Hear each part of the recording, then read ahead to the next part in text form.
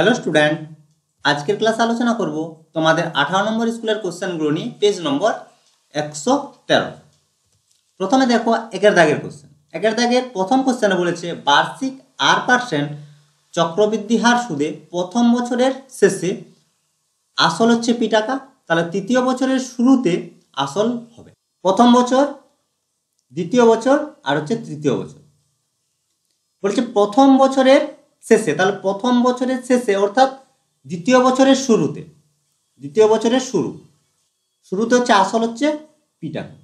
বের করতে বলেছে তৃতীয় বছরের শুরুতে, তাহলে শুরুতে আসল বের করতে হবে। ঠিক আছে, তাহলে সময় কত? 1 বছর বোঝা গেল। তাহলে 1 বছরে, তাহলে দ্বিতীয় বছরের শেষে সুদ প্লাস আসলেই হচ্ছে তৃতীয় বছরের আসল, বোঝা গেল। তাহলে চক্রবৃদ্ধি সুদের ক্ষেত্রে আমরা জানি এ ইজ ইকুয়াল টু হয় P into 1 plus R by 100 whole to the power n. এখানে পি হচ্ছে কি আসল, আর এ হচ্ছে কি এন বছর পর সুদ প্লাস আসল, আর হচ্ছে কি সুদের হার। তাহলে এখন আমাদের শুরু হয়েছে কত টাকা থেকে? আসল হচ্ছে পি টাকা থেকে। 1 বছর পর পি টাকার আমরা সুদ প্লাস আসল বের করব, সেটাই হবে তৃতীয় বছরের শুরুতে আসল, বোঝা গেল। তাহলে এ ইকুয়াল টু কত হচ্ছে? তাহলে পি ইন্টু 1 প্লাস সুদের হার দিয়েছে দেখো 8, তাহলে আর বাই 100। আর সময় দেখো সেকেন্ড আর থার্ড 1 বছর, তাহলে এন ইকুয়াল টু হচ্ছে 1, তাহলে সমান P into 1 plus R by 100। তাহলে তৃতীয় বছরের শুরুতে আসলের পরিমাণ হচ্ছে P into 1 plus R by 100। Option সিতে দেখো দিয়েছে, তাহলে অ্যান্সার হচ্ছে অপশন সি।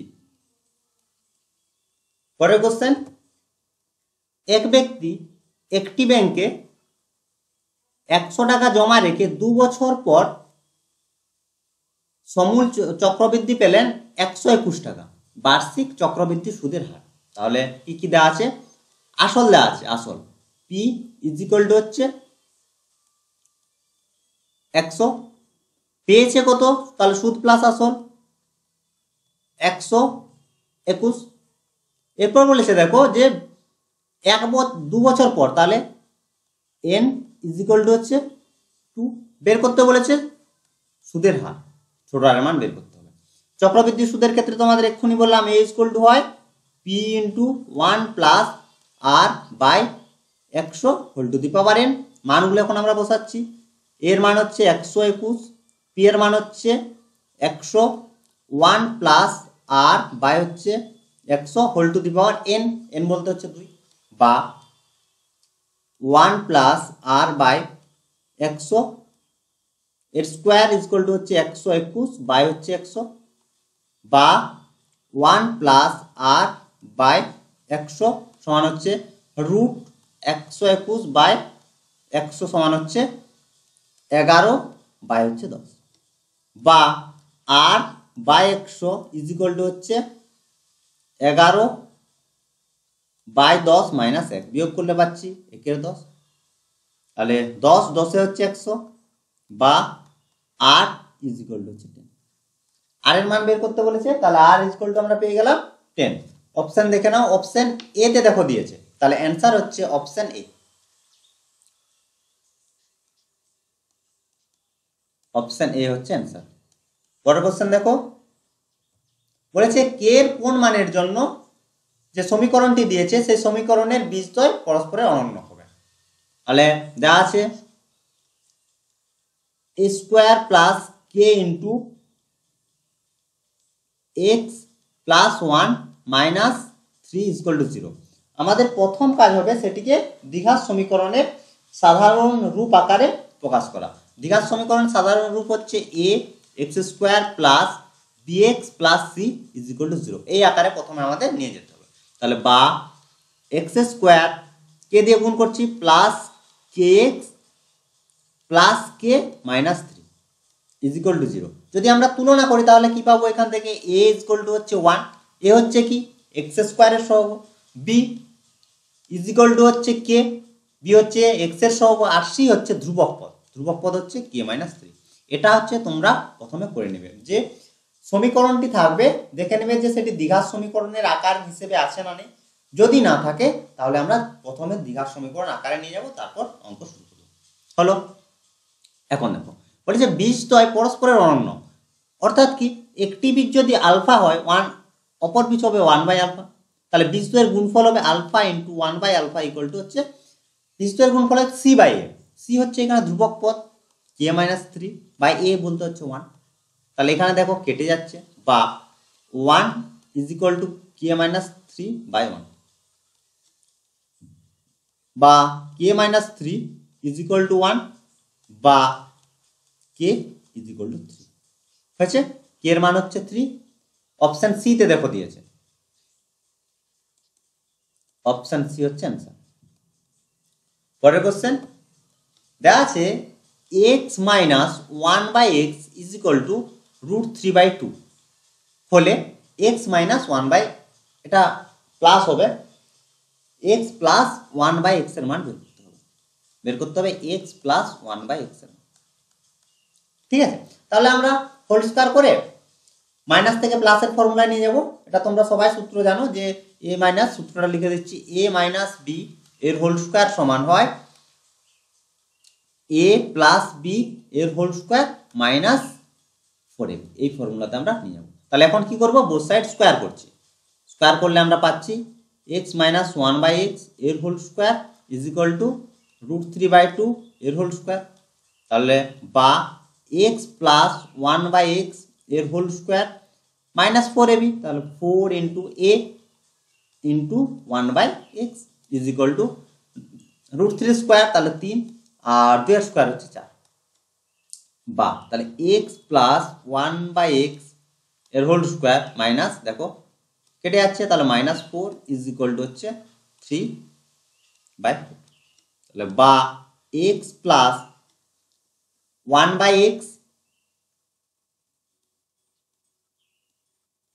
স্কয়ার সমান হচ্ছে 3 এর 4 প্লাস 4, তাহলে লসাগু হচ্ছে কত 4, তাহলে 3 প্লাস 4 4 16, 3 প্লাস 16, 3 প্লাস 16 বাই হচ্ছে 4, তাহলে বা আচ্ছা এটা সমান করে দিই একবারে 19/4। x প্লাস 1/x স্কয়ার আছে, তাহলে বর্গমূল করতে হবে, তাহলে √19/4, 19 এর বর্গমূল করা যাবে না, তাহলে √19 থাকলো, আর 4 এর বর্গমূল করলে পাবো 2। অপশন এ তে দেখো দিয়েছে, অপশন এ।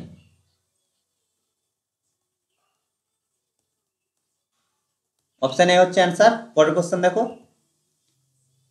একটি ত্রিভুজের বলেছে পরিকেন্দ্র ও পরিকেন্দ্র ও যদি কোণ ওবিসি সমান 35 ডিগ্রি হয়, তাহলে কোণ বিএসির মান বের করতে হবে।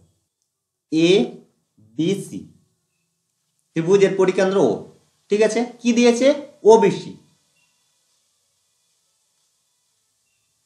এই কোণের মান দেওয়া আছে, তাহলে এখান থেকে আমরা কি পাবো, দেখো ত্রিভুজ, আর বের করতে বলেছে ওপরের এই কোণের মান, ত্রিভুজ ওবিসি এর কোণ বি, আর লিখছি না, কোণ বি সমান দিয়েছে 35 ডিগ্রি হয়েছে, এবং OB is equal to OC, অতএব কোণ দুটো সমান হবে, কোণ বি ইজ ইকুয়াল টু কোণ সি, তাহলে তার মান হচ্ছে 35 ডিগ্রি করে, তাহলে দুটি কোণের মান পেয়ে গেলাম, বি কোণ আর সি কোণের মান পেয়ে গেলাম।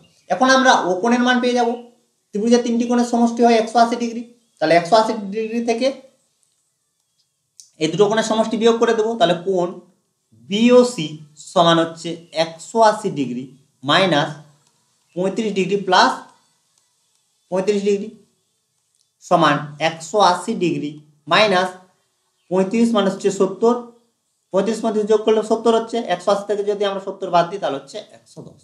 বি কোণে ও কোণের মান আমরা পেয়ে গেলাম 110। এখন বিসির মধ্যে যে কোনো একটি বিন্দু যদি পি নিই, তাহলে বি পিসি এই চাপে কোণ বিওসি হচ্ছে কেন্দ্রস্থ কোণ, এবং কোণ বিএসি হচ্ছে বৃত্তস্থ কোণ। আমরা জানি কেন্দ্রস্থ কোণ ও বৃত্তস্থ কোণের দ্বিগুণ, অর্থাৎ উল্টো দিক থেকে যদি বলি তাহলে আমরা কি পাবো, বৃত্তস্থ কোণ হচ্ছে কেন্দ্রস্থ কোণের অর্ধেক সমান হচ্ছে হাফ ইন্টু কোণ বি ও সি সমান হাফ ইন্টু 110 সমান 55 ডিগ্রি, এটাই হচ্ছে অ্যান্সার। অপশন দেখে নাও, বিতে দেখো দিয়েছে। পরের কোশ্চেন, এবিসিডি বৃত্তস্থ চতুর্ভুজের এবি ব্যাস বলেছে। এ বি ব্যাস আর এবিসিডি বৃত্তস্থ চতুর্ভুজ হয়েছে। এরপর দেখো কি বলেছে, এবিসি এবিসি এবিসি এই কোণের মান দিয়েছে, আর দিয়েছে ডিএসি ডিএসি এই কোণের মান দিয়েছে। তাহলে দেওয়া আছে কত, কোণ এ বি সি সমান হচ্ছে 65 ডিগ্রি, আর দেওয়া আছে কোণ ডিএসি ইকুয়াল টু হচ্ছে 40 ডিগ্রি। বের করতে বলেছে বি সিডি পুরো কোণের মান বের করতে হবে, পুরো সি কোণের মান। দেখো প্রথমে যেহেতু ব্যাস বলেছে এবি, অতএব আমরা সি কোণের মান পেয়ে যাচ্ছি। সি কোণ হচ্ছে কি, দেখো এবি ব্যাস, এবি ব্যাস আর হচ্ছে সি পরিধির উপর যখন একটি বিন্দু, তাহলে কোণ এসিবি হচ্ছে অর্ধবৃত্তস্থ কোণ, অর্ধবৃত্তস্থ কোণ। আর অর্ধবৃত্তস্থ কোণ হয় সমকোণ। তাহলে এই কোণের মান আমরা পেয়ে গেলাম 90 ডিগ্রি। আবার দেখো বলেছে যে এবিসিডি একটি বৃত্তস্থ চতুর্ভুজ, বৃত্তস্থ চতুর্ভুজের ক্ষেত্রে বিপরীত কোণগুলির সমষ্টি হয় 180 ডিগ্রি। তাহলে এখানে বিপরীত কোণ বলতে বি কোণ আর ডি কোণ, এর সমষ্টি হবে 180 ডিগ্রি। আর কি হবে, এ কোণ আর সি কোণের সমষ্টি 180 ডিগ্রি। কোণ এ প্লাস কোণ সি ইকুয়াল টু 180 ডিগ্রি। এখানে দেখো বি কোণের মান দিয়েছে, তাহলে আমরা ডি কোণ পেয়ে যাবো। তাহলে কোণ ডি ইকুয়াল টু হচ্ছে 180 ডিগ্রি মাইনাস বি কোণ, বি কোণ বলতে 65 ডিগ্রি, তাহলে মাইনাস 65 ডিগ্রি, তাহলে সমান 5, এটা হচ্ছে 7, 115 ডিগ্রি পেলাম। ডি কোণের মান পেলাম 115 ডিগ্রি। এখন ত্রিভুজ এ ডিসি, এই ত্রিভুজের দেখো আমরা কি কি পেয়েছি, ডি কোণের মান পেয়েছি, এ কোণের মান পেয়েছি। ডি কোণের মান পেয়েছি, এখানে লিখলাম কোণ ডি, পুরো কোণ লিখলাম না, কোণ ডি লিখলাম শুধু 115 ডিগ্রি। আর এ কোণের মান দেখো দেওয়া আছে, এ কোণের মান দেওয়া আছে ডিএসি 40 ডিগ্রি হয়েছে। তাহলে সি কোণ পেয়ে যাচ্ছি। সি বলতে এসিডি, এসিডি সমান বলতে এই কোণ, এই কোণের মান সমান কত হচ্ছে, তাহলে 180 degree minus 115 degree plus 40 degree, তাহলে সমান 180 degree minus 115 degree minus 40 degree. বিয়োগ করলে দেখো 180 থেকে 40 যদি বাদ দিই তাহলে পাচ্ছি কত, 140 মাইনাস 115, তাহলে এখান থেকে 5 2 25 ডিগ্রি। ঠিক আছে, তাহলে সি কোণের মান অর্থাৎ এই কোণের মান আমরা পেয়ে গেলাম 25 ডিগ্রি, আর এসিবি এর মান পেয়েছি 90 ডিগ্রি, অর্ধবৃত্তস্থ কোণ, পুরো সি কোণের মান। অতএব কোণ বিসিডি সমান হচ্ছে কত, 90 ডিগ্রি প্লাস 25 ডিগ্রি সমান হচ্ছে 115 ডিগ্রি। অপশন সি তে দেখো দিয়েছে 115 ডিগ্রি, তাহলে অ্যান্সার হচ্ছে অপশন সি। পরের কোশ্চেন, 2 দাগের কোশ্চেন। 2 দাগের প্রথম কোশ্চেনে বলেছে বার্ষিক সরল সুদের হার 4% পরিবর্তে 3.14% হলে অমল বাবুর বার্ষিক আয় বলেছে 160 টাকা কমে যায়। তাহলে অমল বাবুর বার্ষিক আয় কত? ঠিক আছে, তাহলে কি আমাদের বার্ষিক আয়ের পরিমাণ আমরা ধরে নেব, আর দুটো ক্ষেত্র থেকে আমরা সুদের পরিমাণ বিয়োগ করে নেব, আর দুটো সুদ বিয়োগ করলে আমরা পেয়ে যাব কত, 60। তাহলে প্রশ্নানুসারে দুটো সুদের বিয়োগফলটা হচ্ছে 60। তাহলে প্রথমে আমরা ধরে নিচ্ছি যে অমল বাবুর আয়, তোমরা লিখো ধরি অমল বাবুর বার্ষিক আয় বলতে 1 বছরে আয় হচ্ছে পি টাকা হয়েছে। এটা লিখবে প্রথমে, ধরি অমল বাবুর বার্ষিক আয় পি টাকা। এরপর হচ্ছে যখন সুদের হার 4%, যখন সুদের হার 4%, সুদের হার 4% হার সুদে, তাহলে সুদ সমান আমরা কত পাবো, R1 ধরলাম, R1 সমান পি ইন্টু সময় টি, 1 বছর, সুদের হার হচ্ছে 4 বাই হচ্ছে 100, তাহলে এভাবেই রাখছি 4p/100। তাহলে যখন সুদের হার 4% তখন আমরা সুদ পেলাম R1 সমান হচ্ছে 4p/100। এরপর বের করব যখন সুদের হার 3.13% 3/4 হার সুদে, হার সুদে সুদ। R2 ইকুয়াল টু হচ্ছে পি, আসলের পরিমাণে কি আছে ইন্টু সময় 1 বছরই আছে। আর এটা দেখো যদি গুণ করি তাহলে কত পাচ্ছি 12, একবার লিখে দিচ্ছি 12 আর 3 15, তাহলে 15 আর নিচে থাকছে 4, একবার লিখে দিলাম। ঠিক আছে, তাহলে দেখো সুদের হার যখন বেশি তাহলে সুদের পরিমাণ বেশি হবে, তাহলে R1 হচ্ছে বেশি R2 থেকে। ঠিক আছে, তাহলে প্রশ্নানুসারে কি হবে, প্রশ্নানুসারে R1 মাইনাস R2 সমান হচ্ছে কত, তাহলে 60 ডিগ্রি, এটা দেওয়া আছে। তাহলে R1 সমান কত 4P বাই হচ্ছে 100 মাইনাস এখান থেকে আমরা পাচ্ছি কত 15P বাই হচ্ছে 400 ইজ ইকুয়াল টু হচ্ছে ডিগ্রি 9। তাক কমন কি যাচ্ছে দেখো, P বাই 100 কমন যাচ্ছে, তারপরে থাকছে কত 4 মাইনাস এখানে থাকছে 15 আর এখানে নিচে থাকছে দেখো 4, P বাই 100 কমন নিয়েছি ইজ ইকুয়াল টু হচ্ছে 60, তাহলে বা P বাই 100, তাহলে 4 4 16, 16 থেকে যদি আমরা 15 বাদ দিই তাহলে থাকছে 4 ইজ ইকুয়াল টু হচ্ছে 60, তাহলে বা P ইজ ইকুয়াল টু হচ্ছে সবগুলো গুণ হয়ে যাচ্ছে 60 ইন্টু 4 ইন্টু 100, তাহলে 24, 6 4 24 আর 3টা শূন্য, 1টা 2টা 3টা শূন্য, এত টাকা। অতএব দিয়ে লিখবে, অতএব অমল বাবুর বার্ষিক আয় হচ্ছে 24,000 টাকা। বুঝা গেল?